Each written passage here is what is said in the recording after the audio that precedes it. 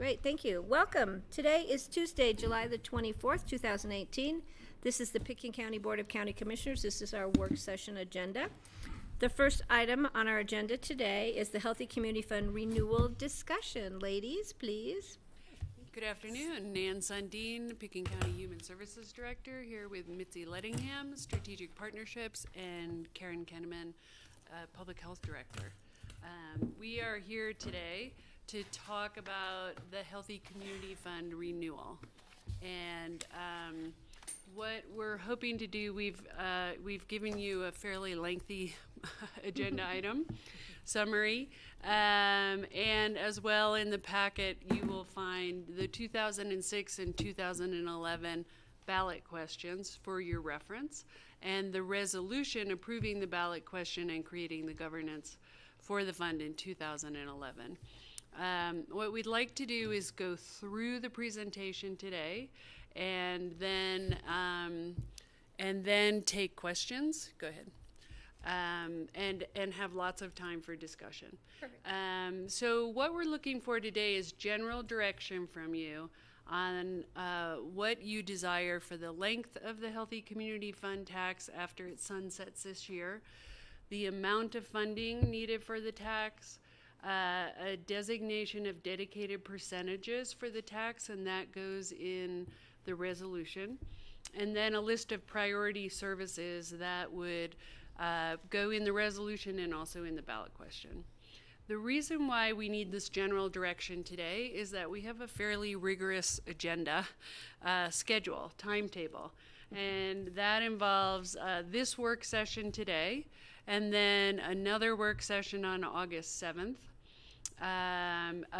first reading on August 8th, second reading and public hearing on August 22nd, with the certification of, and in there is a visit with the Financial Advisory Board and the Bond Council. And then finally the question, should you decide to put it on the ballot, needs to be certified by the 7th of September. So our thought is that we really do need general guidance today. That's not the one I want. Yeah, right, not yet. Just keep it on there. Yep, stay there. So what we're looking for is general guidance so that as much as possible, when we come on the 7th, the day before first hearing, we have some pretty completed documents for you to be prepared for on the 8th in the regular meeting. So I think that's, go ahead, no. Okay, so just to recap, in terms of a brief history of the Healthy Community Fund tax, it is a dedicated property tax. It was established in 2002. 71% of Pitkin County voters voted it in. Its mission is to help Pitkin County citizens and those who work in Pitkin be as independent, healthy, and safe as they can be. And it has enjoyed two increases at renewal. Once in 2006, again, 70% of the electorate voted it in, and 2011 with 61%. Every year, the fund does grow with growth and inflation. And we have a Citizen Grant Review Committee, which is basically a board-appointed advisory board who meets yearly and provides you with funding recommendations. It's a short time frame of rigorous reading, and we come to you in November with those. Right now, in 2018, we have 70 agencies in the fund. It's grown from around 20 to 70 over this period of time, with generation of $2.3 million. We also, as part of renewal activities every 6 years, and this is the third time we have done a community telephone poll. We have contracted that out with the same vendor. And the key takeaways from the poll that was conducted this year in May and June are very similar to what was brought forward in 2011. We see that a majority of the Pitkin electorate feels that the county is moving in a great direction. They support the work of you all as a commission.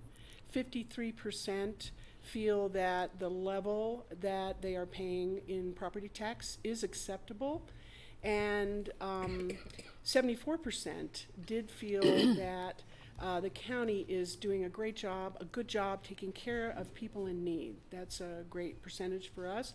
So we also saw that the electorate had good support for how we manage the fund within the county, lots of approval for our oversight and accountability.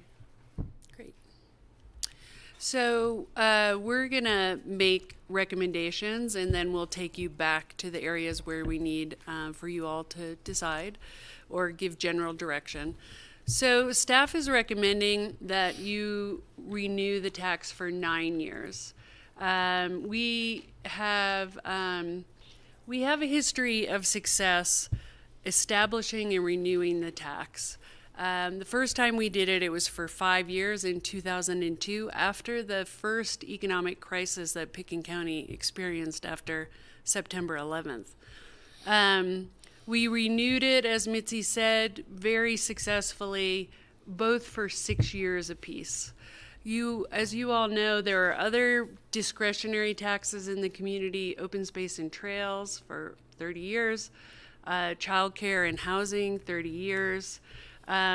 We recommend a longer renewal period because what we see is that the Healthy Community Fund has a proven track record, and now's the opportunity to extend to 9 years to support the level and scope of services, and primarily to provide financial security to the combination of mandatory services that the fund supports, as well as the discretionary and filling gaps. So we consider that that renewal every 6 years is somewhat disruptive to the pattern of making grants, and it doesn't provide the agencies in particular. The disruption for them is that they don't have security after a second partnership grant, and it's difficult for everyone to gear up every 6 years. So that's a staff recommendation, and we'll keep going. You want to move it forward? Yeah. Okay. So yes, and so another feature is that the fund has grown over the last 6 years. In 2011, our agencies reported that they felt we served approximately 25,000 community members between Pickens residents and workers. And with the survey that we conducted this spring, that number jumped to 55,000. So it's basically doubled. And since the inception of the tax, the Healthy Community Fund has absorbed more and more federal, state, and local funding mandates. Primarily, we see that in these 5 areas: public health, core services, senior services, mental health and substance use, detoxification, and integrated health care.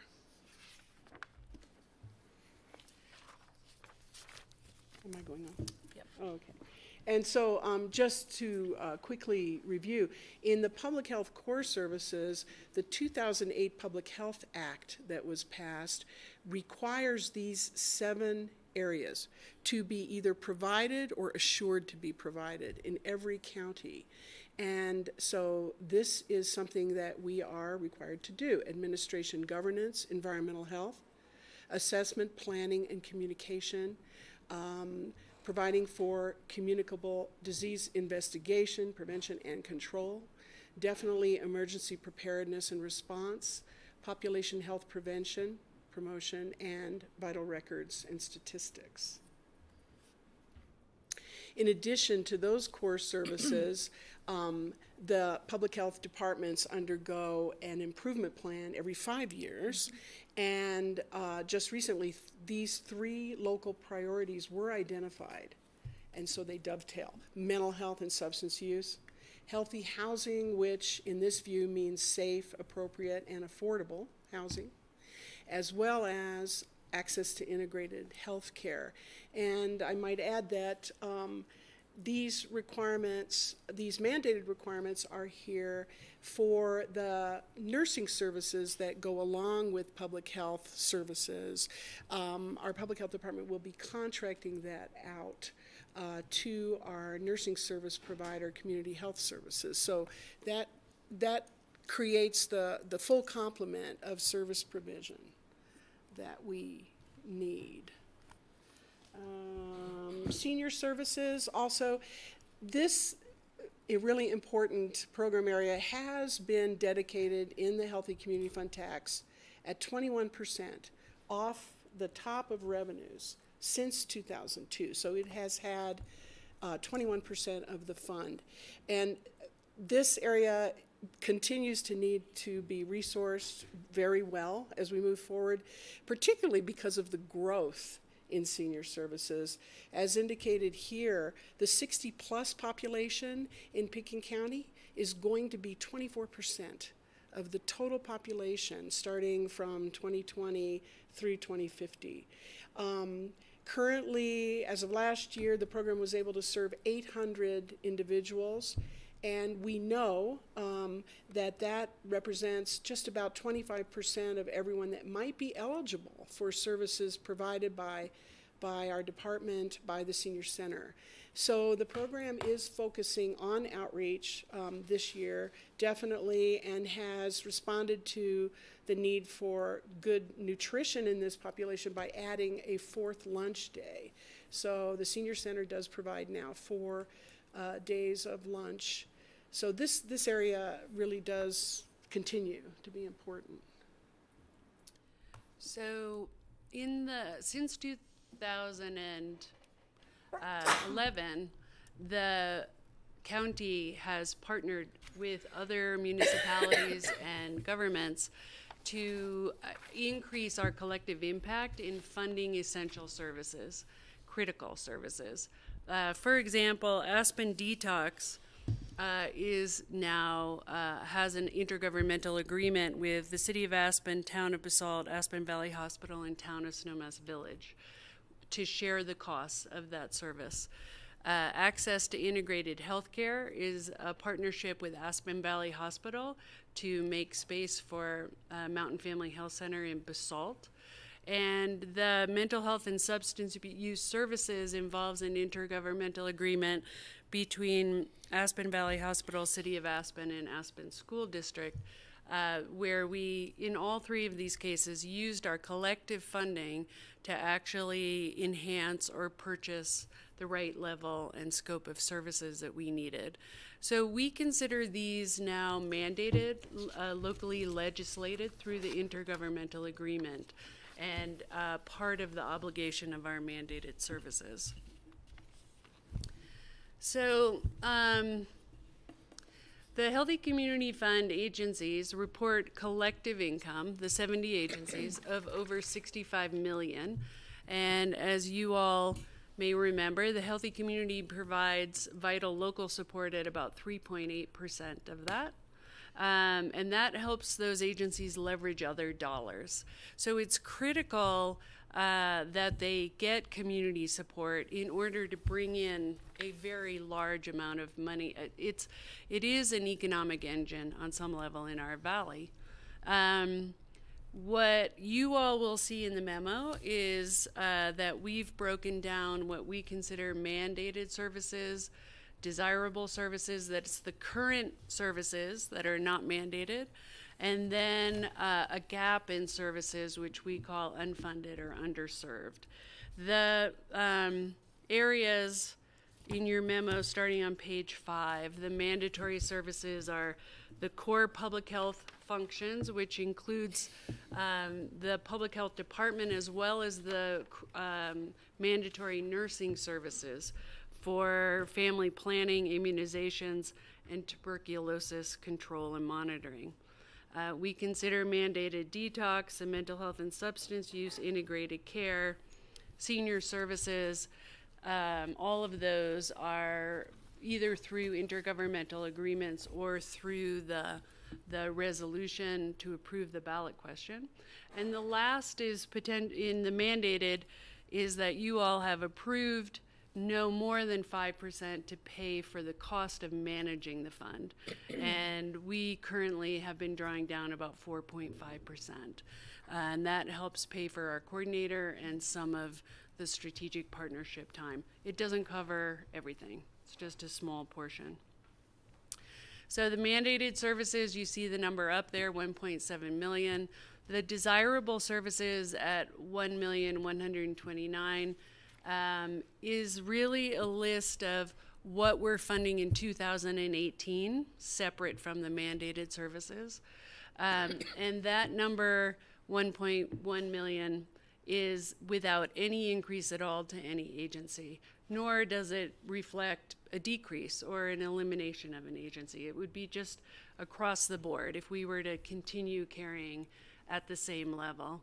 And the last is a list of sort of gaps in service that we wanted to put up here because we think they're significant. And that 370,000 includes another 200,000 for mental health and substance use. We are very clear that we still have gaps in the provision of prevention services, critical incident response, peer and treatment support, and aftercare. And these are going to be important services to add to our continuum of care. We wouldn't be paying 100% of the costs.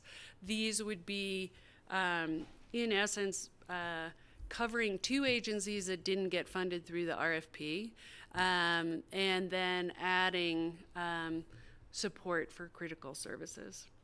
The family support program we put in underfunded because we used fund balance to fund Aspen Family Connections for 2.5 years. It never became a regular part of the expenditures, and we believe that the community is going to want for us to absorb those costs. The family community centers, family support centers, both Aspen School District and RE1, have become critical components to serving families that are vulnerable or who are presenting with complex needs. And the last that is underfunded is our services for the homeless and housing instability. And I think, we have come to the conclusion that we're underfunding that area, and that housing, given that it's on the one of the critical issues in the Public Health Improvement Plan, is going to require more funding, whether it's in supportive housing or services to the homeless or what it is. So you can see the total there at 3.2 million is what we believe we need. Go ahead.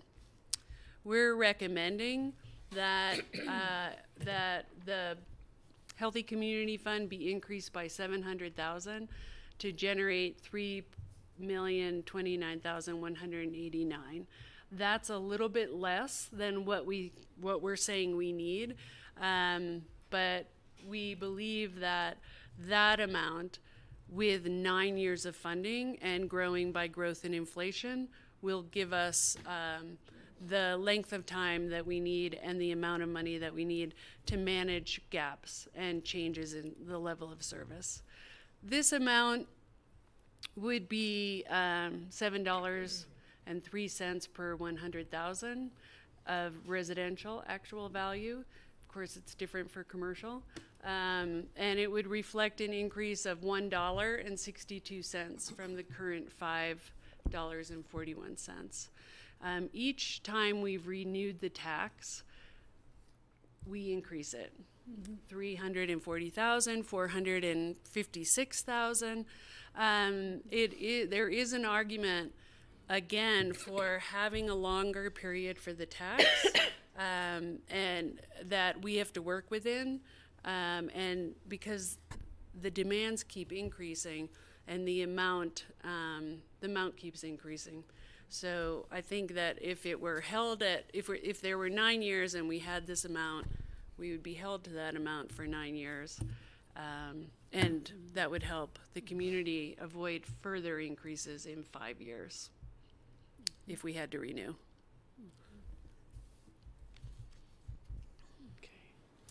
So the next slide is part of the resolution that you all will pass if you approve a question.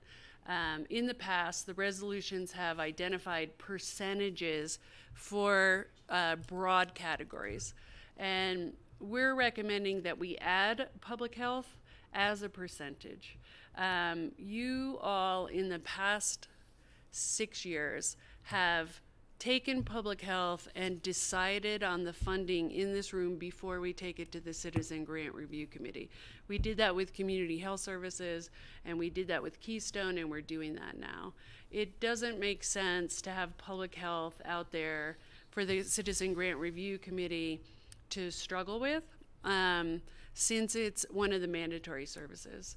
So we're recommending an additional dedicated percentage to cover the core public health services. We would bring the percentages back to you once we know the amount that you want to ask for in the fund. So we have to go backwards. Once we know the amount, then we can look at how much public health and senior services need, and then we can identify the community nonprofit and human service amounts. And then one recommendation that you all made in the last meeting, or that Rachel made, and we're gonna add it in here, is in the 2011 resolution for 2013, we had 9 goal areas. And over time, we collapsed those goal areas.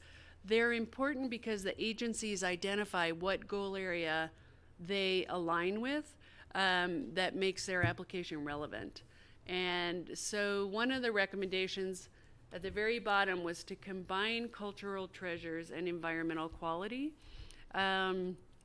because they get a percentage of the fund, and because when we look at the funding, actually these 5 areas are almost equally funded. And if you break out cultural treasures and environmental quality, it looks skewed. So that's a recommendation. And the last one recommendation in the ballot language, which you'll see, I think, in attachment A, the 2006 and 2011. We have always taken the poll priorities, the priorities that come up from Frederick's polls. We have used that as priorities in the ballot question. So what we've done here is start to draft the priorities. We can totally change them, but given the schedule, we just wanted to start to put out there how we think it would go. And in the poll, protective services for children came out as the top priority.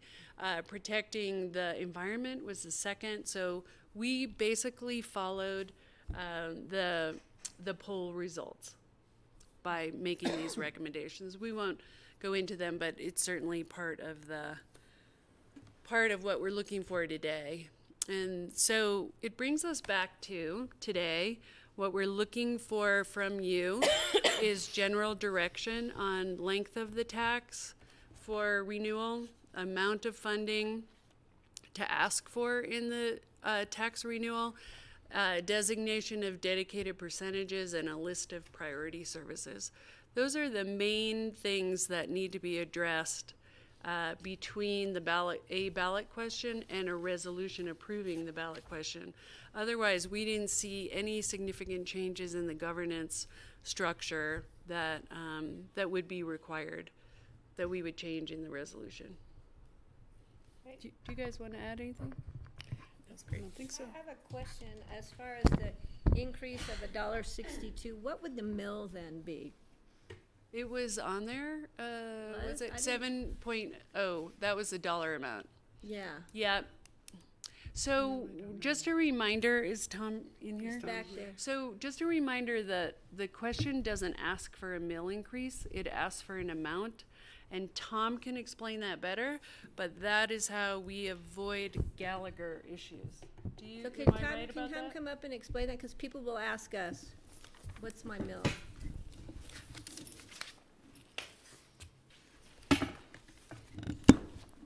Thank you, Mr. Oken. Nice to see you. There, okay. Tom Oken, County Treasurer.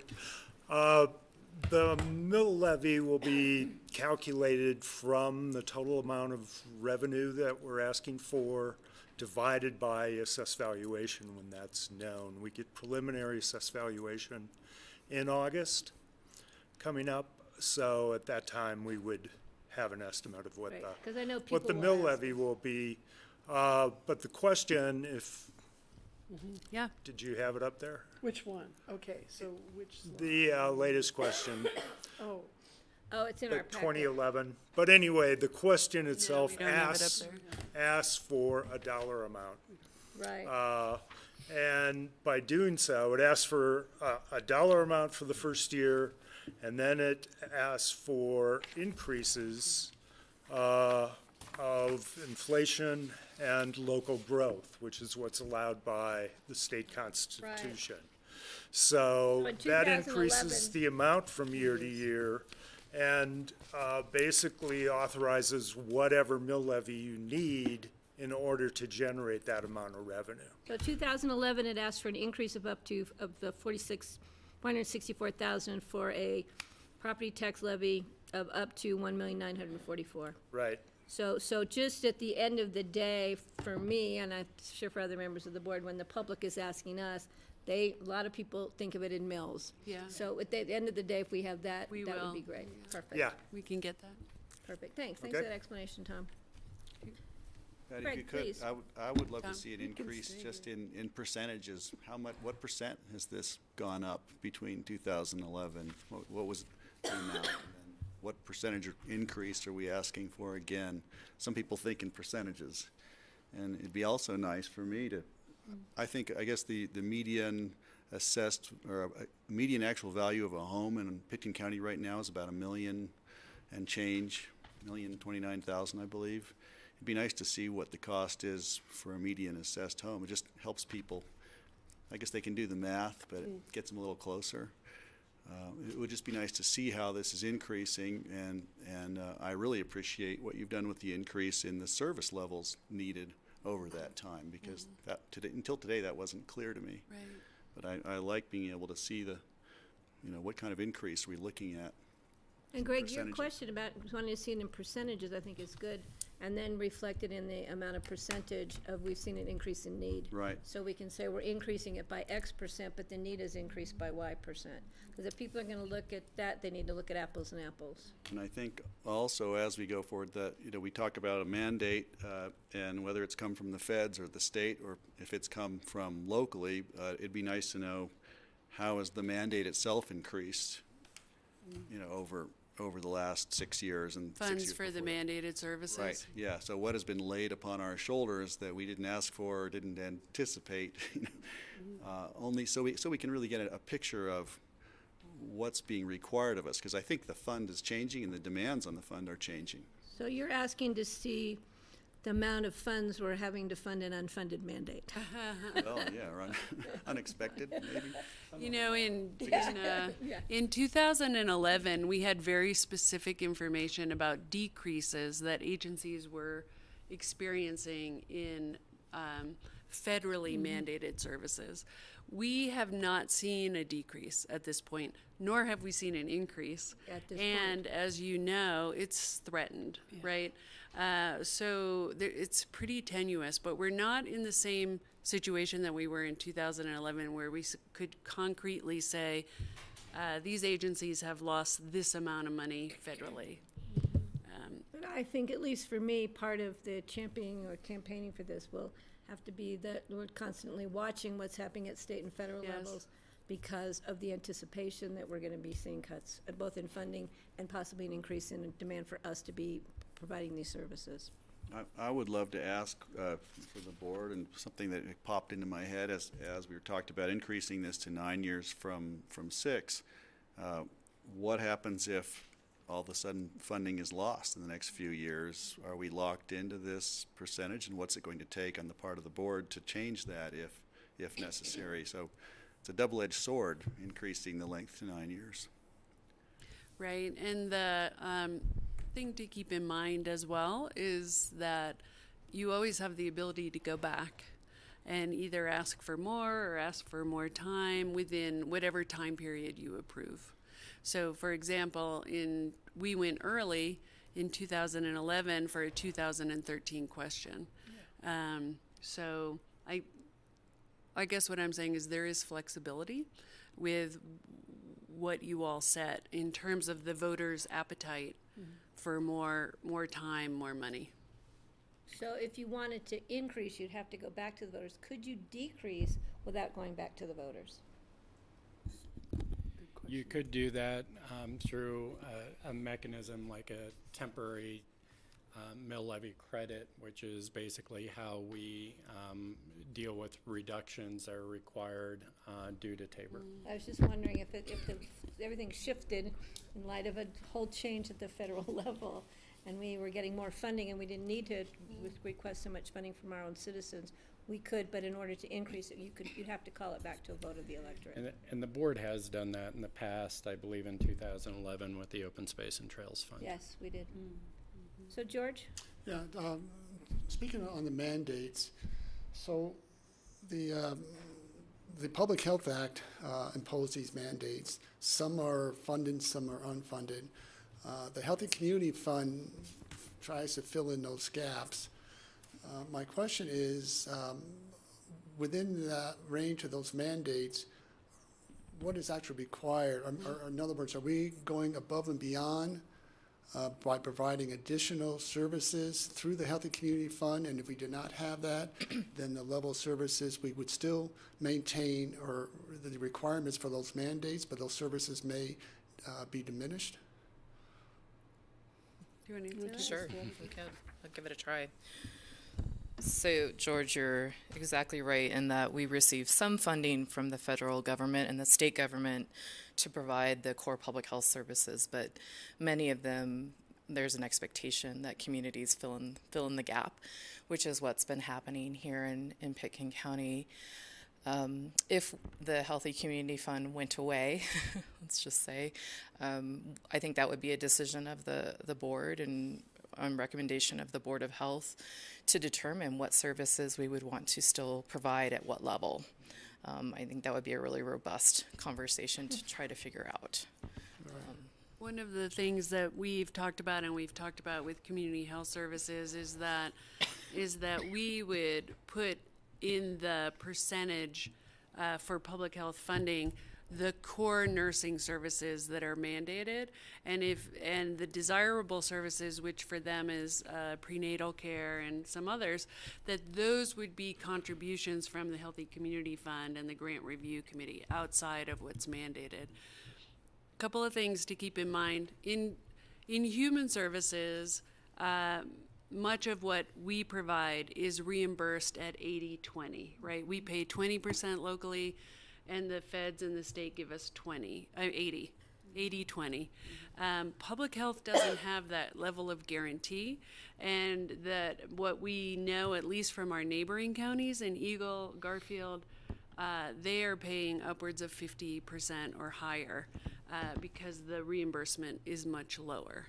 So I just want to give you a frame of reference for what public health is going to cost to provide it.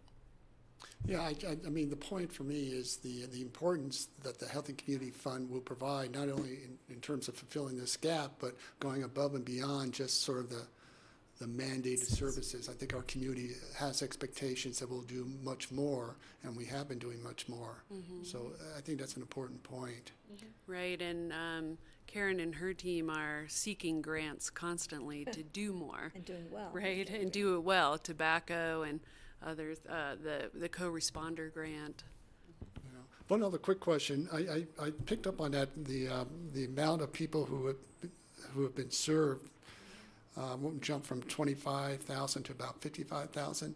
There's got to be a lot of duplications in there. I mean, that's more than the population of Roaring Fork Valley. So it's hard to know actually how many actual people have actually been touched. And of course, that doesn't include anyone who listens to KJAX or anything else that's publicly funded. It's hard to tabulate. Right. Yeah, it's a tough number. And what our partners would say is that the complexity of the cases requires almost multiple touches So the buddy program, family visitor program, youth zone the school resource center might all be involved with the same family. So yes, those numbers are duplicated. It's just a snapshot of an increase in the work that's happening, as well the increase in the number of agencies that we're funding. Yeah. It's kind of like that integrated healthcare, but it's integrated family services. Right, Exactly. exactly. Yeah. Yeah. And adding, And George, no, but what you're saying too about what happens if the fund goes away. So it sunsets this year. We still collect the monies though in 2019, but it doesn't generate again for 2000. No, no, So we are, sunsets in 18. do we have a fallback? So we're gonna need to, in our budget process, be looking at what we're gonna do. Yeah, Plan we've B. already had a Like we did with Road and conversation Bridge with that year. Ann and Tom. I was and hoping you'd tell me the other way around, that we still get to collect it. there's no magic. It basically what it would be greatly reduced mandatory services, and that's it, and no other funding. So for that would any- mean the grants that we're gonna be processing in next month would not be. I think the public needs to know that how enormous that hit will be across the board for this community. I mean, it's huge. It would really be the desirable programs that would not Well, have their basic yeah, and we know how funding. this community desires. Yeah.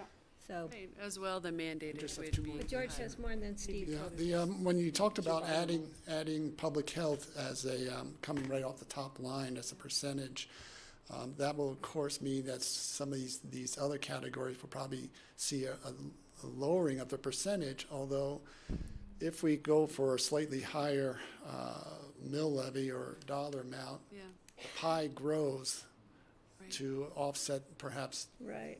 the downscale of some of those percentages. senior services has been at 21%, but that's generating 2.3 million. If we increase by 700 or 500, senior services percentage will go down.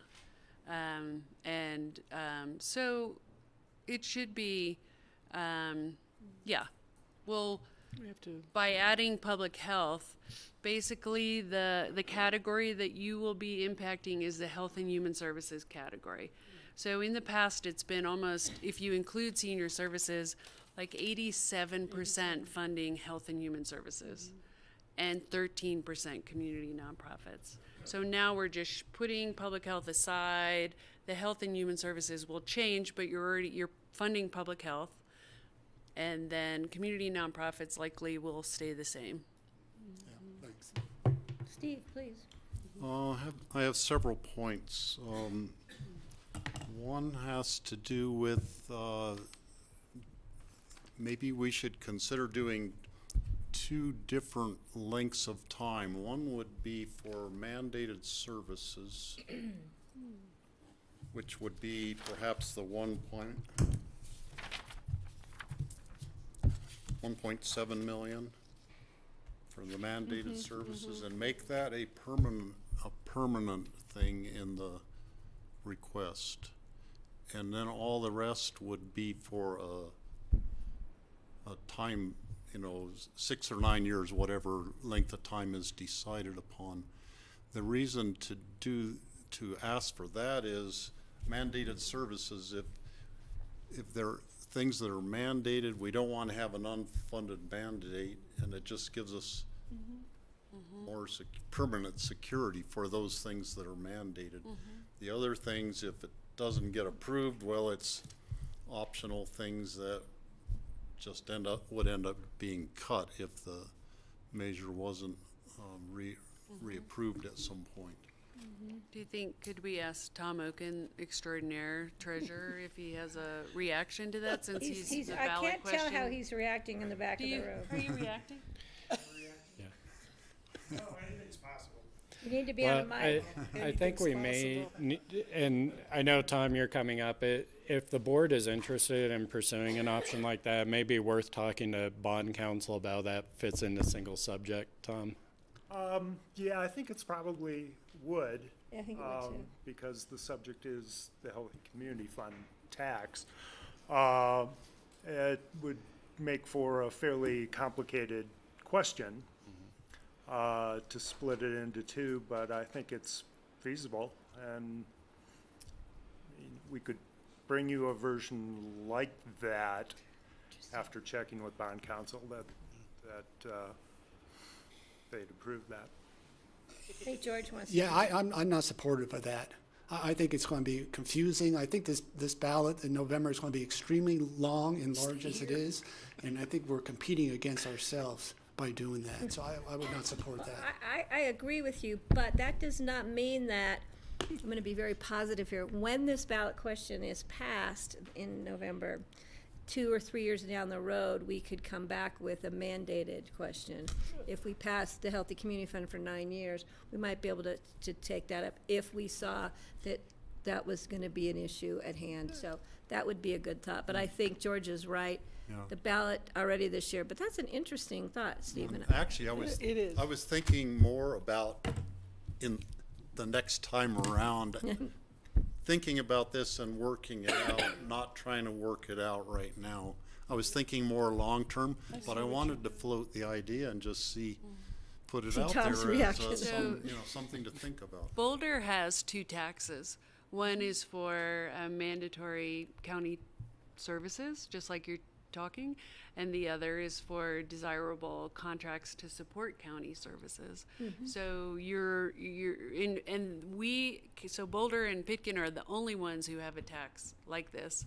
Garfield has a sales tax that funds about 500,000. But anyway, I just wanted to put that out Okay, there. I got Wait, two Greg, more did you want to points. tie into To this? respond to that, I would Sure, support, yeah. I'd support getting a look at something like that for the future. I think that, For the future, not for this November. I think the impression I get is this might be too much this time. So down the road, though, I think that's something I'd support looking at. Sure. Okay, Steve, please. You're asking for the 9-year time frame, which then, if we were in 9 years, would be an off-year election cycle. So we'd either come in a year early to have it on a general election, We'd have to. or we'd have to have a special election in an off year, or potentially have a special election just for this item.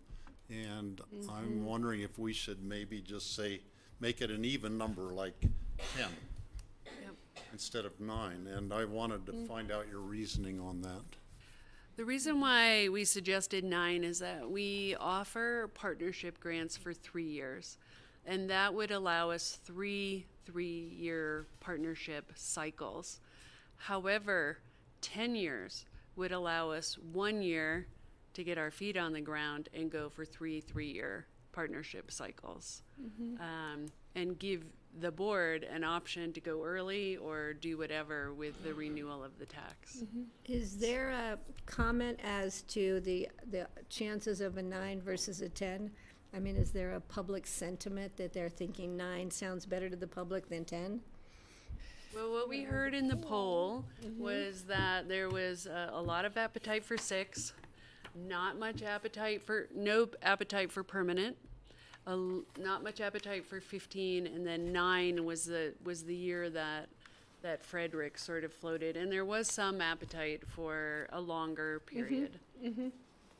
So 10's in there somewhere. 10 is in there. Actually, it's, between 9 and 15, it's actually 19% for 9, 24% for 15, actually. Oh, more for So, More for 15. interestingly, but, Oh, it just makes me still, nervous. yeah, Thanks for clarifying that. it was a little bit higher. Yeah, it and makes you nervous in light of this ballot and the questions that are gonna be on it in November. You know, you have to wonder, was it safe to do 6 with an increase or to do 9 with an increase? Well, Yeah, that's gonna be. yeah, 6 was 54%, of course, you know. And one the thought biggest that vote. crossed my mind is holding it in an off year. If you were the only Thing on the, thing on the ballot asking for an increase, I think it would be a whole lot easier it would to be. pass it. It's hard to say. In the last 6 years, watching the issues come forward, school and fire and hospital, and Library. and school again, and library, And hospital again. So, and CMC. So Roads, which didn't I guess I would just encourage you to think about the right timing and then figuring it out from there, because there are more and more demands in the community, and I think that the ballot's just going to get more full. RAFTA, of Yeah, I course. can't imagine it's gonna get less full, as years If we're go lucky, forward. George. No, I think you're justified in the 9 see. years, so. Steve, do you have more? Well, I have one more, but it's, Just on his people want to point. respond to that. Yeah, Let's just on talk his about point, I this. just think that the last time we went a year prior, so we had sort of a safety gap. And we go 9 years, 8 years will be the next general election, which would be good. And then I would think we'd want to go again a year ahead and use that general election. Oh, maybe. So for me, that 9 year, is good. the 9 year seems to work. I think that the difference between 6 years and 9 years is so small. I don't think that's going to be an impediment in terms of someone who will vote or not vote. I think it's going to be more of a question of those who believe they want to see their taxes increase and those who don't. Right, in Yeah, general, I think right. 9 years I'm comfortable with an increase. Go to the last page. So Steve, do you want to finish up here? Yeah, then the last point I have on the second list of priorities for the 2018 ballot question, the first bullet point, and this is on page 11, programs that protect the quality of our natural resources. And that's what was the wording in the 2011. Then it has including clean rivers, clean air, and local trails. Some people in the public might get confused about confusing us with open space and trails or with healthy rivers and streams, which work on trails and clean rivers, even though there are partners who are funded, like the Colorado 14ers Initiative works on trails. Yes. But that's kind of a minor part of it, and I'm just questioning whether we should strike that, including clean rivers, clean air, and local trails from that list. I think it's a good thought, and I think you can do that for sure, if you I feel would like it would be support- confusing. I support that. I saw the same thing Yeah, and was just going keep to it, comment. keep it clean. Keep it clean. Sure. And none of the other bullet points do you include kind of Overlap. A list. Explanation. being a list of Good of catch, things. Steve. So, because if you say natural resources, Leave it at that. that's, And yeah. that's the same very- wording that was in 2011, and it covers, Yeah. I think, all the bases anyhow. Thank you. So so you need us to Build give you up some next page. direction on length of time. Uh-huh. So I think that we kind of going in the 9-year mode that staff recommended to look at, to bring back. And you also wanted us to kind of give you some input onto the increase, which would be, $1.62 or $1.42. That $1.62 Per per 100,000 of 100,000. residential I'm looking value. at favoring that. I Yeah. see the board. Yeah, I'm supportive of that. I mean, it's a $1.62 increase to your question, Greg. $1 million house, that's, it's $10 or $12. I mean, where else can you do so much with so little dollars? Yeah, exactly. So I think we have direction there, and then you also wanted percentages you're gonna bring back to us. With that You're information. comfortable with us putting public health on the map Oh, of yeah, I think we're percentages? definitely And then encouraging we'll come public health. back with recommendations on the 7th. Yeah. For percentages. And then what was the bullet The point you needed was the priority priorities? services, we're gonna change the natural resources. Yeah, and I think the plan. other ones were in agreement. Anything else that you didn't? Anything else that you're, Greg, I was just looking at mental health on your list of priorities, and I see prevention. go back I'd love to see education in there, Oh. because I think it's certainly a component of prevention, but maybe you could decide if you think that's important. But Add that I word. can see, prophylactic mental health care through you education. don't wanna use that being word very on a important. ballot, though. so, Don't want to use that word. so education is really important, and it certainly speaks to things like mental health first aid. Sure. I would think in our continuum that we put that in prevention. And so I'm just wondering, do we list everything, or does it is it okay enough to say prevention? What is your desire with that? I think we need to be careful with too wordy because of the load the ballot's gonna have in general. I think if you add the word education, prevention means you're trying to prevent something bad from happening. Education means you're creating a foundation which may give people better balance to begin with. So it wouldn't hurt, I think, to add an extra word to that sentence or Well, in that. intervention and treatment could also be seemed as the same. I mean, In so our, just rethink that phrase and Okay. let us know. Just We'll come- consider it and then bring Yeah. it back. In our continuum, we use the 4 words, prevention, intervention, treatment, and aftercare. We will look at the word education and we'll talk to our mental health partners Right. Thank and you see for what that. makes sense to them. I'll be satisfied with whatever they recommend. Okay? George? So, more of a process question now, because next week is August already. We've got some time frames. I'm assuming that the board is going to agree to move this ballot initiative forward. So, in terms of, how was it done in the past in terms of having a committee that's organized and start to develop some funds for advertising and marketing? And it seems like we'll be getting into a very short time frame, because by when ballots go out and people start voting by mail, it's mid-October, right? Patty can answer that. 'Cause We are can't. working on that outside of staff's time and energy. So that will be forthcoming as to the creation of a committee and who might be sitting on that and how to raise funds, as we have in the past. And then staff can utilize their free time, their own time, their personal time to support, but obviously they cannot use any time as a county employee. Right. So it's in the works, If I slowly, could, but I'd like to just revisit briefly Thanks, combining the cultural treasures, environmental quality. Yes, You said it would look skewed if we kept it together, separate, and I just need you to elaborate a little bit on that for me. Sure. We had we presented to you in what do you call this kind of graph? A circle graph. Percentages. Pie chart. Circle graph. Pie chart, thank you, Mitzi. It's the stress of being here. Anyway, in a pie chart, we can look at how much we spend in family and youth well-being, physical health, mental health. When we did that and we presented that to you in June, the first 4 areas have a good equal amount, and the cultural treasures and economic quality are a smaller amount. Environmental quality. Yeah, environmental quality. I don't know what I said.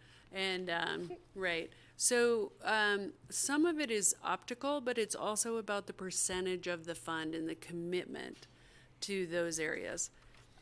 It doesn't have to be, so we can still have 6 goal areas. so by combining those two, they balanced out Nan's round draft It chart. makes a nice looking pie chart, but I think we have a significant number of people in the community who look at Healthy Community Fund as a big supporter, and I know the poll said it was a strong supporter of environmental initiatives in our various groups. I'm hoping that it won't get diminished by any way by changing the designation, but it'd be nice to keep that so people know it's there. I think combining it makes better sense. It makes better sense to me, not just because of the optical viewing of the percentages, but because there are others who aren't sure about us supporting environmental causes with this fund. And I think this shows them that it's part of that greater picture. But what have we done up till now? We've kept it separate up until now, It has been And we've had separate. questions. both ways, right, both directions. It's been both ways. It's in the resolution. It's not part of the question. And so there is no harm in keeping them separate, really. I mean, we can all deal with the optics of how much we're spending. If you feel that environmental quality is so important as it was in the polling, maybe there is an argument for keeping them separate until. How does the rest of the board feel?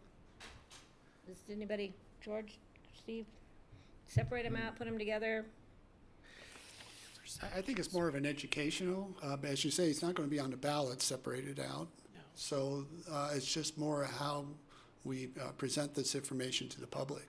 So, And it ends up also in the grant application. So groups identify what part they align with. what goal area they align with. So again, then as we're looking at the change in those percentages, because we're adding public health, it may look smaller when you start to look at separating them out versus combining them. It feels like we're hiding something. if we Actually- combine it to me. That's all. I get a feeling that, are we trying to cover something up? I don't. I think it's just a matter of these are the things we're supporting in equal amounts, and that, if you wanna break it out, I'm more comfortable having it being put together, but Being put together. just from past Yeah, history. and I could go either way on it, but looking at, and this is only for in the resolution, not actually in the Right. ballot language, that Correct. this is gonna show up. That's right. So it, And in the grant application. When So they in the waive- grant application, agencies say, yeah, I see myself as fitting into environmental quality. I see myself as being a mental health agency. Yeah. So, George, where do you fall on it? You don't, I would keep them together. I just think that in the end, percentages are going to look better together than separate. I agree. okay, yeah, I'm okay with doing that change. The words are still in there. yeah. People, if they read it, they'll see that these things are still included, so. So what we would do is we will bring to you on August 7th answers to as many questions as we have. As well, we will give you a draft ballot question and a draft resolution that will be available for digesting in a work session before the first reading on the 8th. There's only a day in between, Right. but we feel that it's an important work session to have to make sure we are on the same page so we can stick with the schedule. And will you please bring back in that packet the ballot questions from the previous years for us to Again, bring reference? back, Bring yeah. that again, yes. That information was Sure, great. including, I think we have 2002, so Yeah. we could put all of them in there. Yeah, I think that's good if we look to see what we've done in the past, to see what we want to do in the Okay. future. Great. Is there anything The board else that good? you all need, or the rest of the resolution talks about 5 citizen grant review committee members, and that they'll make recommendations. Oh, and that I forgot one thing, and it totally fits in with what we've been talking about. Rachel asked, or Patty did, that we consider ranges like open space and trails, and I'm sorry I forgot to mention that. So we looked at open space and trails, we talked to the treasurer, we talked to finance, and staff's recommendation is that the resolution already allows you to be flexible. And the grant review committee in the past has recommended changing the percentages. So we don't think that it makes sense to use ranges at this time. Because you feel it's already covered. It's already covered. And That was other Rachel than who that, asked we that. don't see any other changes in a resolution. Great, good info. All right, we're Cool. ready. Thanks. Thank you, good job. Thank you very much. And don't forget, the 7th is grand opening of our new building from 10 to noon. So I'm letting the public know again that we'll be doing the ribbon cutting from 10 to noon for our new building, which is right next door to the courthouse. And we will see everybody there.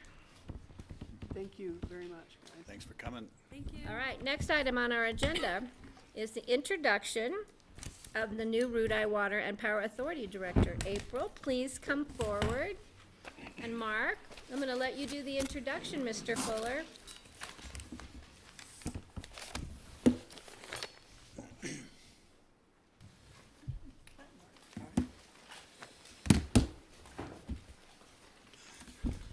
And don't forget, you need the mics in front of you. Red light is on. That means it's on. You can just twist it towards you too, Mark. You got it. Good job. All right, please, Mr. Fuller, introduce yourself for the public. Thank you, Madam Chair. My name is Mark Fuller. I'm the outgoing director of the Root Eye Water and Power Authority. And we wanted to come before you today to introduce April Long, who is the incoming director of the Root Eye Water and Power Authority. We are currently in a indefinite transition period whereby I am downloading 35-plus years of experience into April's brain. 35-year-old brain. Slowly but surely. I wish. And I know most of you, if not all of you, are familiar with April from her work with the city. She's the stormwater and river quality manager. Yeah. Kind of, yeah. For the city, she will be continuing to do that work while she takes on the part-time duties of Root Eye Water and Power Director. She was selected by the Root Eye Water and Power Board. Your representative is Greg. After a fairly extensive search process, and she was by far the most qualified of our candidates, so we're happy to have her on board. And you've got a memo in front of you that gives you some updates on some of the activities that we've been working on over the last year or so, and rather than just repeat what's in that memo, I'll take whatever questions you have, and but before that, I'll let April introduce herself. Well, I think you did a fine job. I think I know all of you from our previous work, and I'm very happy to be serving in this new role. It's exciting to serve the Valley in a wider geographic sense, but also in a wider water sense. So very pleased. Great. Thank you very much. Great you have you on board. On board. This. Oh, yeah. Thank you. Yeah. Greg, please, since you sit on the board. Since I sit on the board, I'm so glad to see you sitting here next to Mark today. This is really wonderful. We've been anticipating this, and I know the board, the RAPA board's very excited about it. I'd love it if you could talk a little bit about what you've already been working on with the river inventory, as it's called. Watershed plan. Watershed plan. She's already gone to work for us, and to some extent. So she starts. She's got a running start here. Yeah. So if you'll remember, I think that some of you were involved probably in previous roles, but the RWAPA and the Roaring Fork Conservancy worked together to develop a watershed plan of actions to improve the health of the entire Roaring Fork watershed in 2012. And that document and the results of that work produced, more than 200 action items to be taken on by all of the organizations that have responsibilities or interests or impacts on water in the entire valley. And so we have been working, or I've been working with RWAPA and the Roaring Fork Conservancy as a private contractor to update that plan, and with funding from the Healthy Rivers and Streams Board to do that. And so that's coming to a close, and in May we had a summit with all of the organizations that are involved with that plan to talk about what the update has told us, which is what all have we accomplished, what can we check off the list, or what is an ongoing project, to celebrate those accomplishments, and then also to look at in the next few years, where can our focuses be? We all do such great work individually as individual organizations, and so everyone is using some initiative from the plan to do a lot of different projects on a lot of different, pieces of the water puzzle. And then we also talked about how do we come together and build that more regionally and more collaboratively, instead of all of us working individually on these projects. So where can there be partnerships made? And so we did that in May, and you guys will see a final version of that report sometime this fall. Is there anything, Greg, that you wanted me to point out directly about those projects? Only that some of the exciting work RWAPA's involved with, and you're already doing it, which is great. So got the running start. Yeah, the watershed plan was a big development for RWAPA then, and is going to be a focus, from what I understand, of the board moving forward, making sure that there is some shepherding of all of these great ideas that came into this document, making sure that those stay on everyone's radar, and that if there's any help needed, any partnerships made, any funding sought, things like that, that RWAPA plays a critical role in kind of coordinating everyone together around those initiatives. And April, didn't the whole watershed plan even started way back, like before 2010, when we started doing sections, like we did the North Star to maybe Maroon Creek, or we did, and then we decided it made sense. I just going back in my own brain of history, not 35 years, Mark, like you, but to try to remember then we decided it made better sense just to look at the whole watershed. And I think that's what came out of it was finally in 2012. Yeah, you know, if you want to go back to the very beginning, we started discussions of watershed planning back in 2004, sort of Right. as a delayed response to the 2002, 2003 drought. Right. And it took a long time for it to evolve. We did a State of the Watershed report, that you may recall, that came out in 2010 to kind of get a snapshot of where we were at in terms of local stream and river conditions. And that then evolved into this watershed plan a couple of years later. So it's been a long process, yeah. Because I found, ironically, I found the original one, I think the one that came out earlier, not 2000, maybe 2010, maybe it was the 2010, when I was moving my boxes into our new office. I had saved that one, it's part of my water file. Okay. And I'm Christine like, Crandall's. I remember those. Was that much earlier even?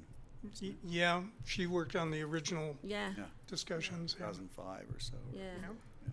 So, yeah, there's a lot going on, and as a matter of fact, I was just talking with the county attorney earlier today about the current state of our rivers, and what the heck are we gonna do?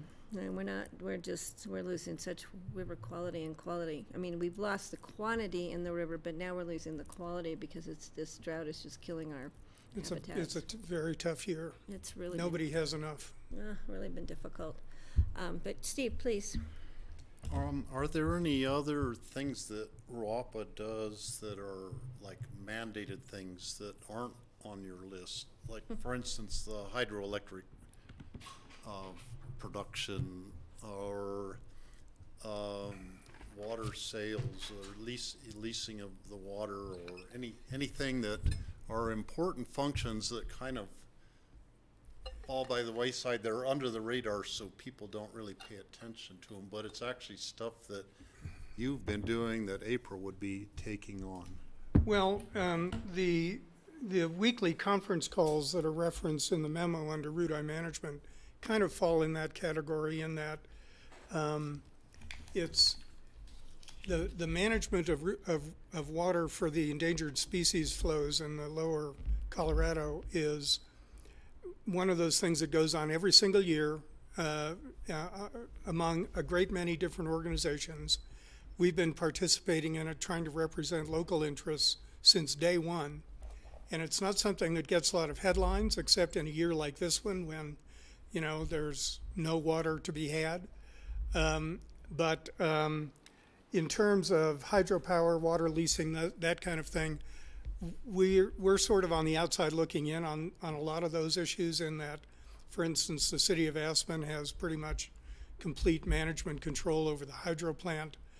Bureau of Reclamation has pretty much complete control over water leasing and when they turn the faucet on and off at Root Eye. And we're constantly monitoring those issues, but don't have a direct role to play. Yeah, George, please. Congratulations, April. Thank you. Thank you, Mark, for all your years of service. We've expanded our inspection program this year up at Root Eye, and I noticed that you have shown, as the end of June, over 1,600 inspections have been performed and 57 boats have been decontaminated. Yeah. Do we have an idea if that's a substantial increase from previous years? The substantial increase came last year, which was the first year that we expanded to 7 days a week for a full 6-month boating season.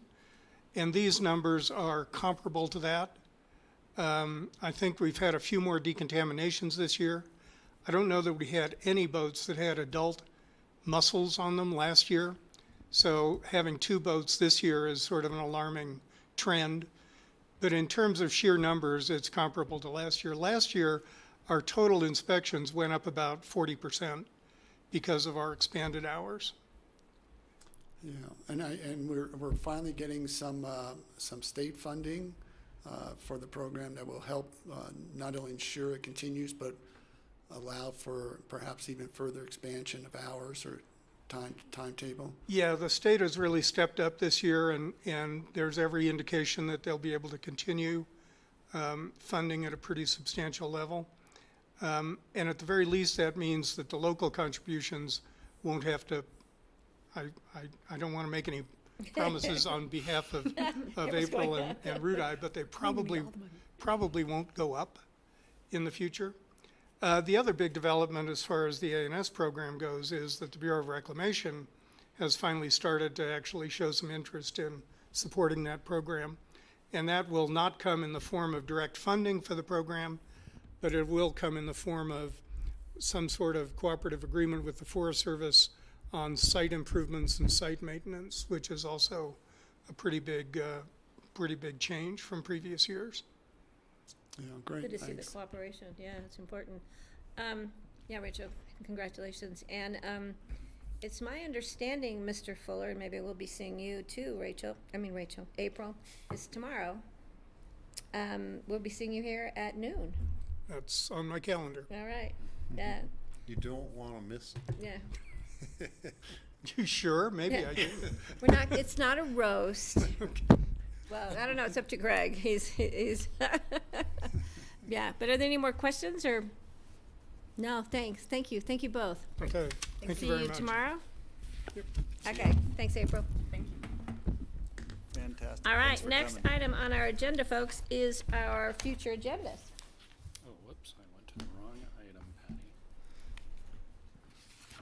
Just a sec. Is it future agendas or prepping for? Oh no, it's prep for the joint meeting.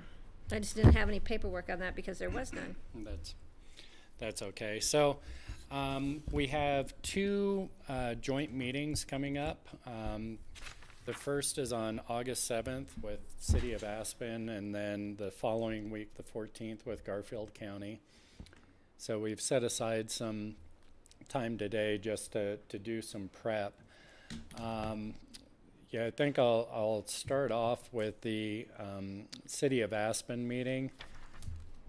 Right now, I think the main topic of that meeting, there's been a subcommittee that's been meeting on issues like capital reserves and governance challenges with APSHA and the guidelines.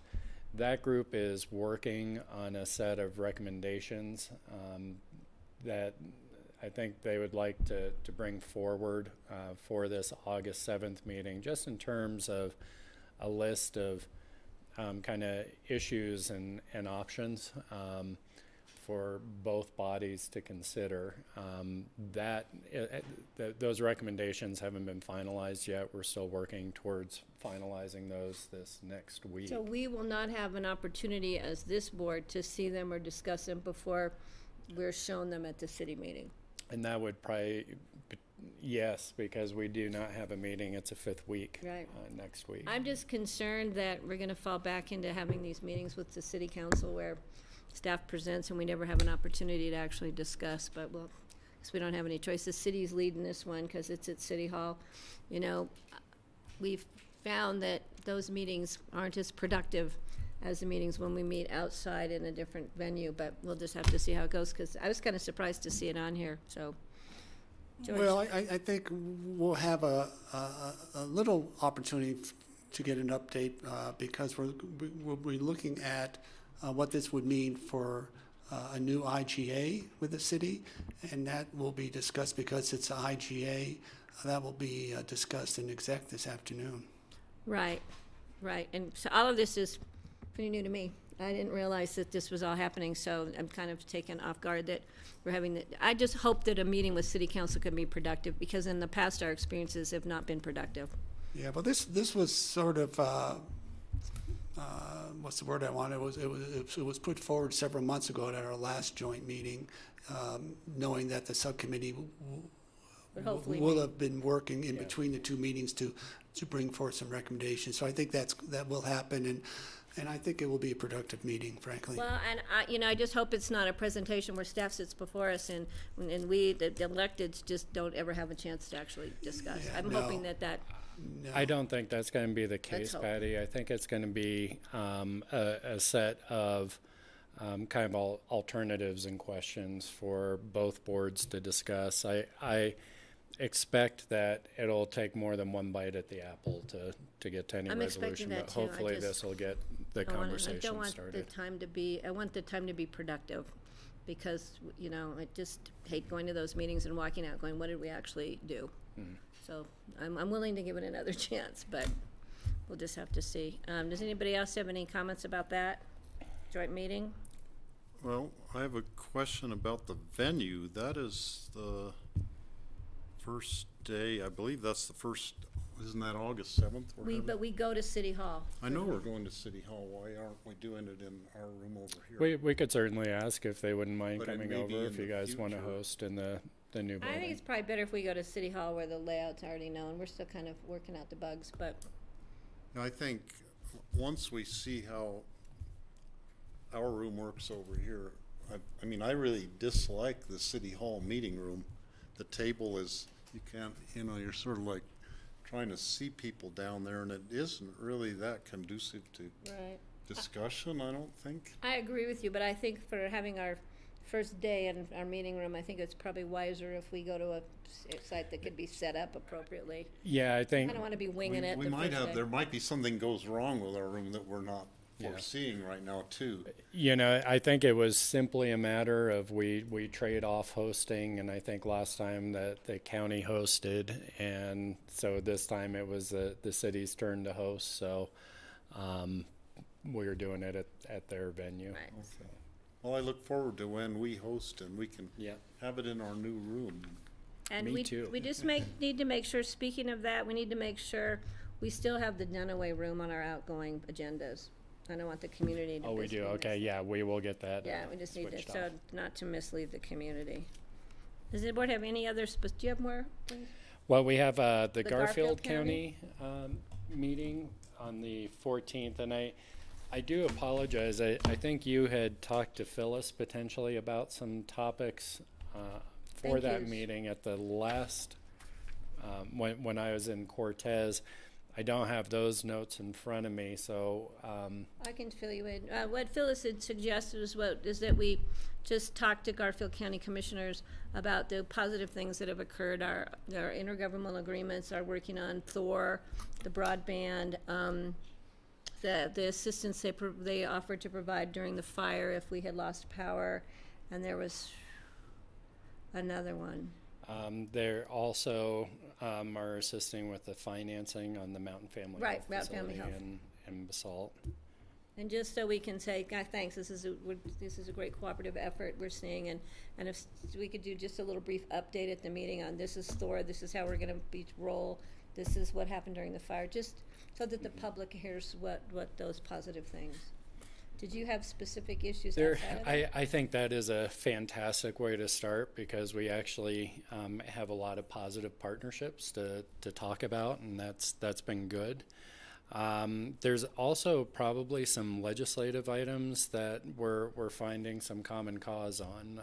So, for example, healthcare, the rural area, healthcare and access to healthcare. I know their board has been active, and Jankowski yeah, Tom specifically. Jankowski in particular has been active and giving testimony at the hearings and such. It may be worth just seeing if there's some common efforts that would be worthwhile between the boards on We that asked Tom to give front. us a little update on what he's finding. Is there anything other legislative? Other, not that I'm aware of now, but I would throw Mine Springs Health in there, only because Oh, yeah. they're spread across Garfield and other counties as well. It'd be nice to know. Yeah, because the report that may about be an interesting discussion, because we've been heard that maybe the cooperative efforts with Mine Springs needs a little discussion in other communities. Yeah. Yeah, I think you mentioned it earlier, but I think the coordination for fire, I mean, this is August, and we haven't even really seen the start of this, I don't believe.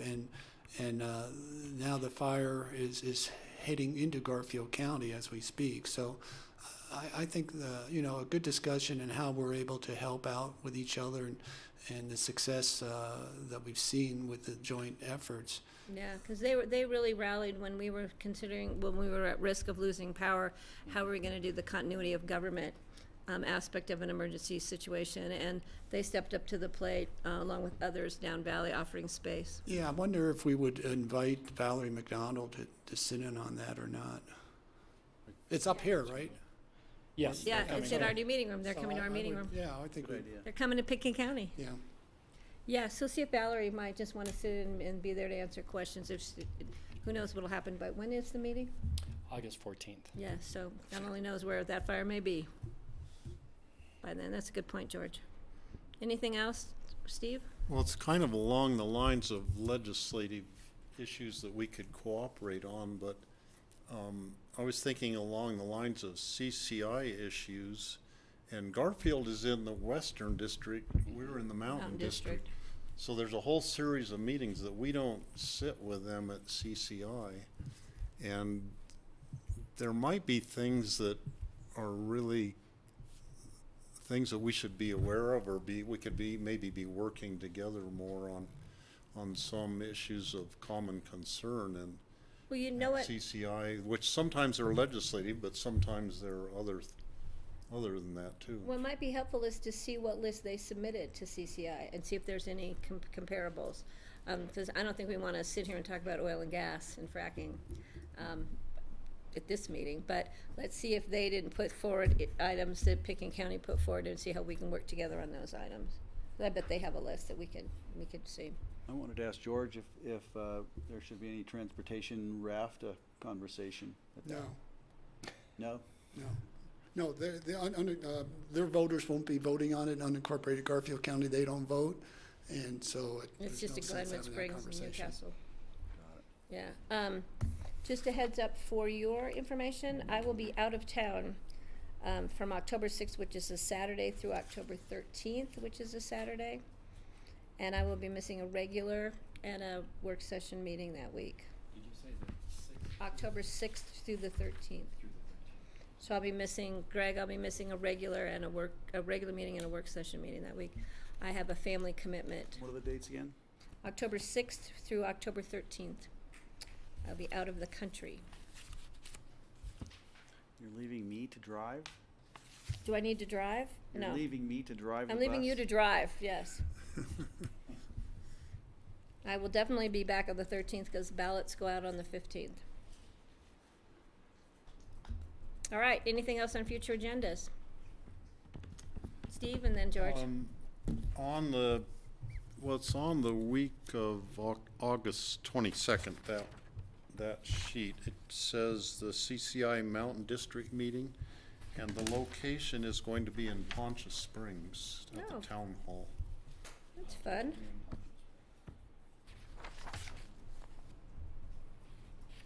I haven't been over there in a long time. And it will be Chaffey County hosting.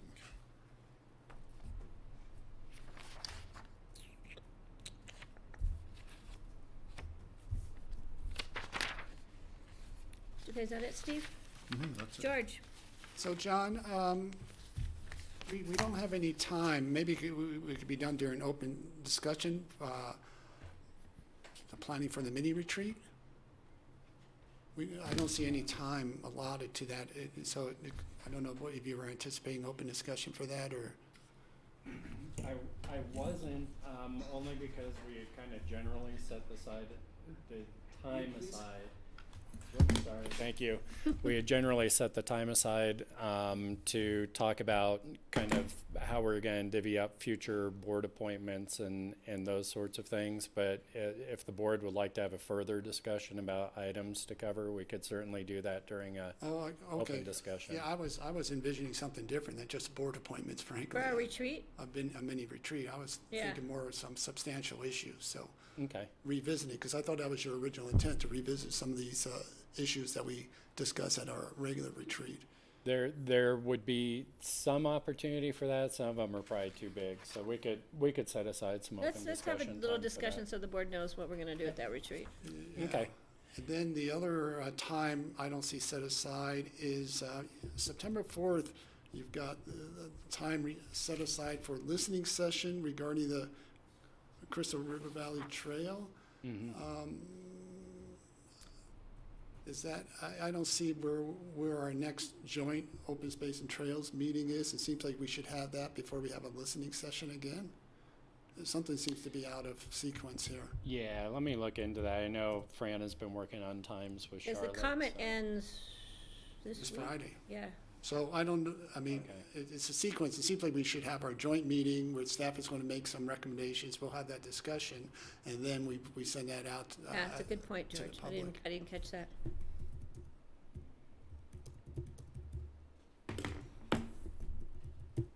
All right, anybody else for, oh, Steve, did you have anything else? No, Okay.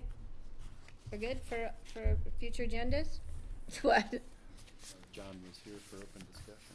Oh, well, we've got other open discussions we can start with.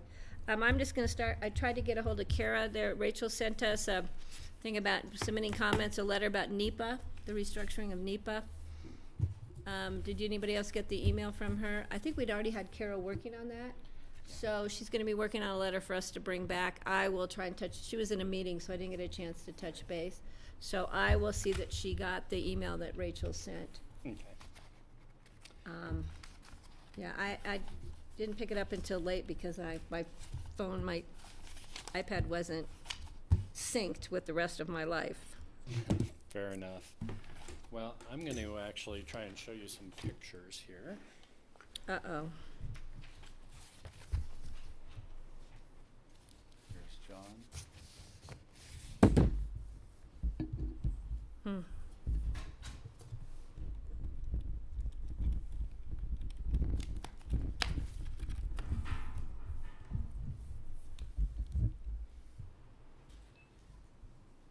So just a few open discussion updates, and I'm going to ask John Kinney to come up.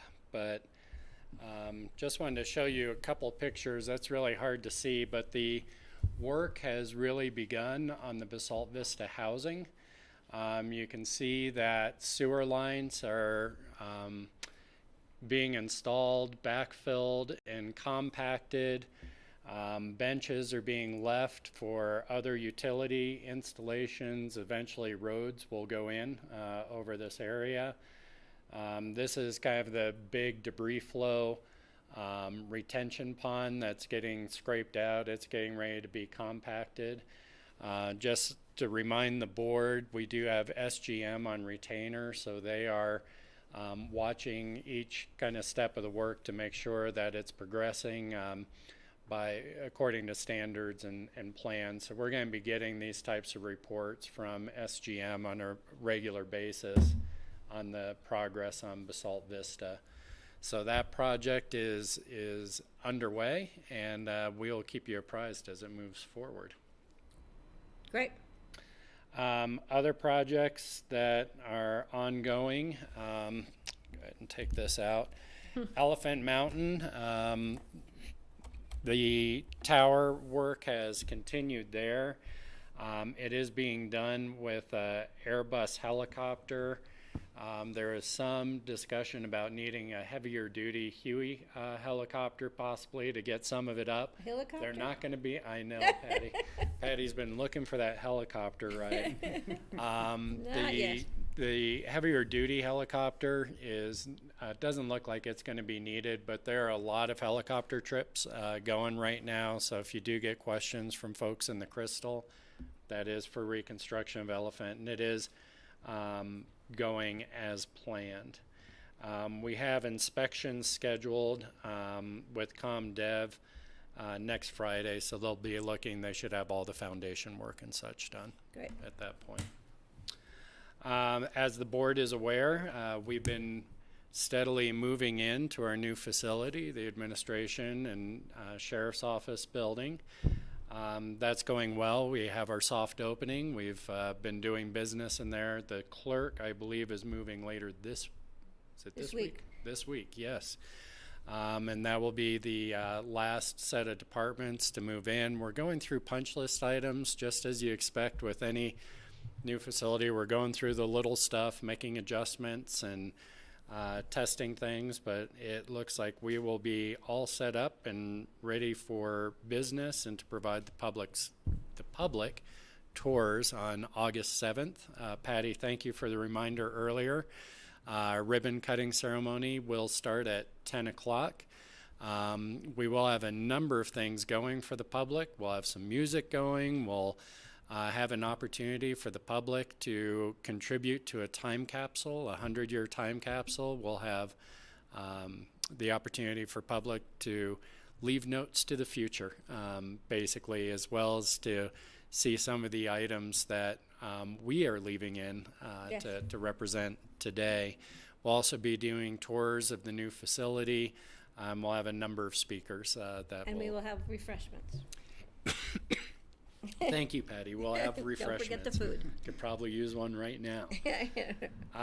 But anyway, that move is going very well. It's been a really significant effort on the part of all departments and our facilities department, and the building is open to the public right now if they need to come in and get services.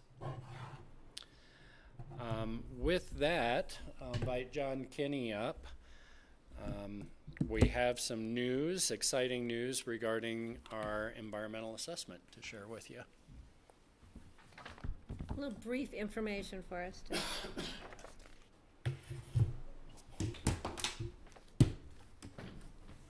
Thank you, sir. So we're getting this in 2 weeks, right?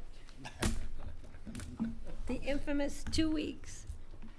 Apparently it's That's right. Apparently it's finally been 2 weeks. Seems like a long 2 weeks.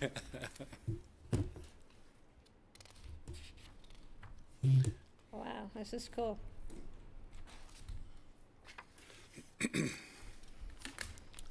So actually, the second page of that document is kind of the punchline where it starts off with notices hereby given, which is always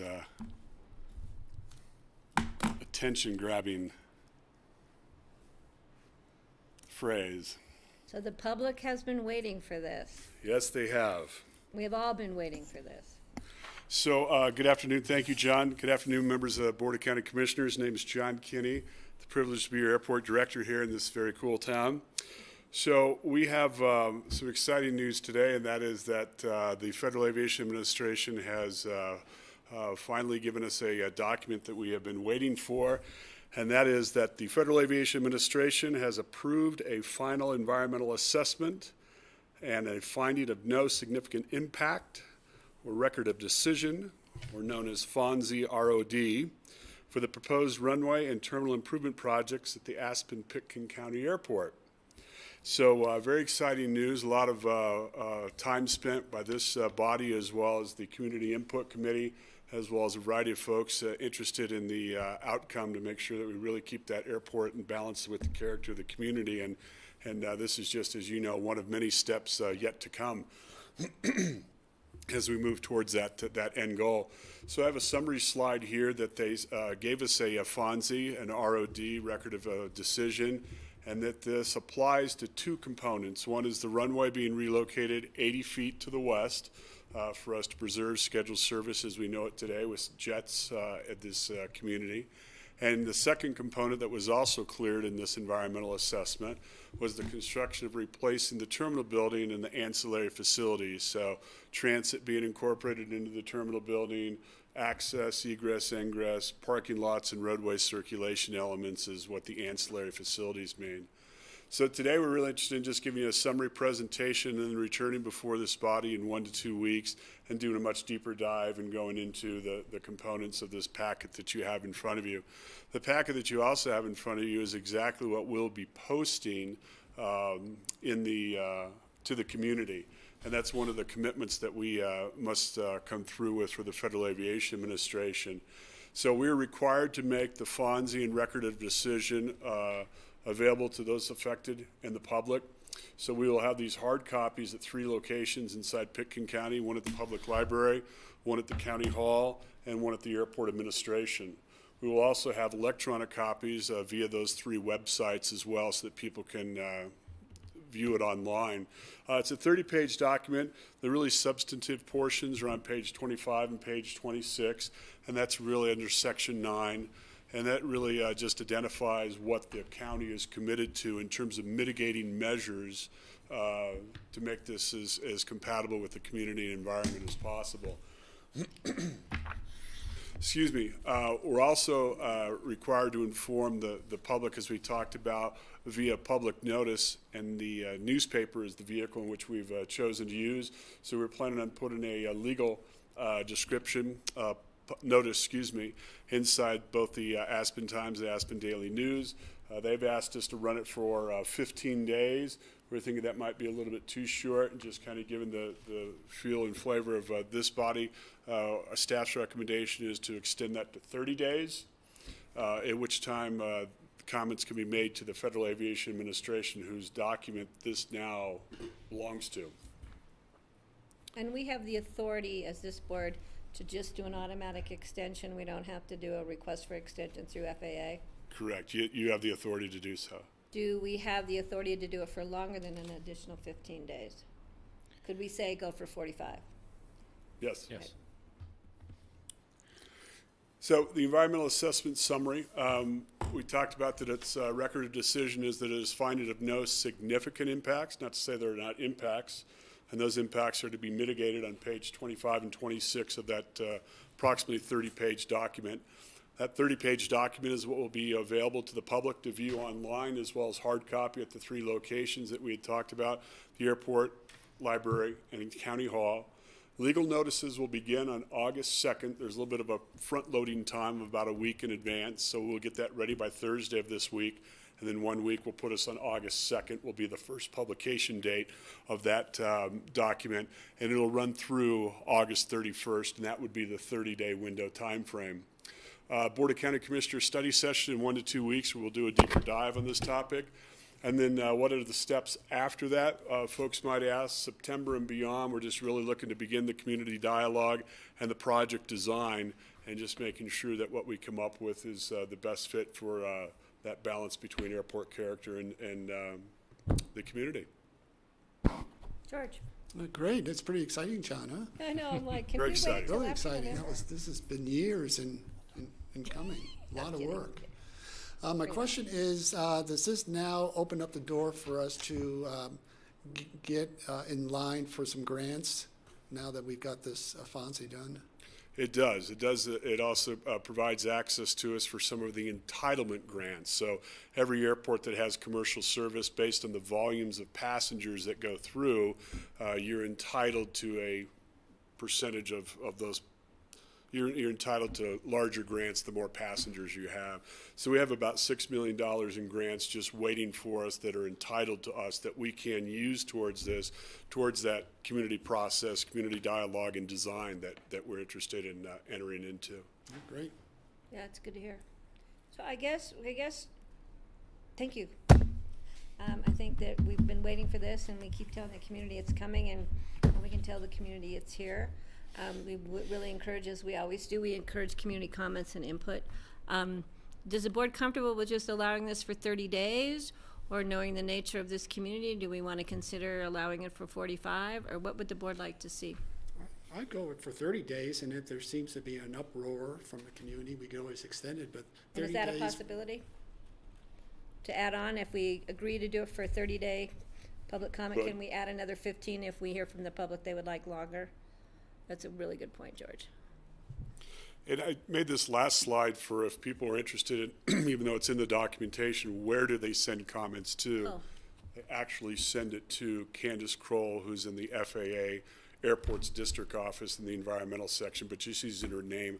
We'll get it to her, but that's the actual address that the information could be sent to in regards to this next 30-day window period of time. And so the only thing that I would really want to clarify, I think we're looking at the board, we'll go for a 30-day. Then we'll evaluate if we feel the need for an additional 15, if we hear from the public that they would like longer, or we feel that the public needs longer. The other thing is, we probably maybe want to clarify where County Hall is. We'll get the naming conventions. That'd be the sheriff and the administration and sheriff's On Main office. Street, because people Yeah. still may think we're in Basalt. Yeah. So we will definitely get that address out there, and we'll be doing a press release, and as John said, doing some of our online. We'll be pushing the message out. Okay. Great. Anything else, John, you need from us? Yeah, ma'am. Thank you. Congratulations. Thank you. Thank you, thank you, congratulations to you. Thank you. So do we have any other board open discussion? Can we call up our exec session early? Yeah, and I was just seeing if we, I don't know if the attorneys were gonna come over with the, So why don't we come back at 3 o'clock, take 20 minutes? So Yeah, get but the- we should need to call, We're doing that right now. they'll make a motion, go into you, exec. you can go in now, I'll We can just, do that, we need to do that? I need a motion to go into executive session, thanks, George, So for the moved. purposes of, it's attorney-client privilege, I believe, for new board development, CRS 24640224B. So move. Second. All those in favor, please signify by saying aye. Aye. Thank you. Thanks, George. I would have just moved right into it. Grassroots, thank you very much. All right, we will be in the clock tower.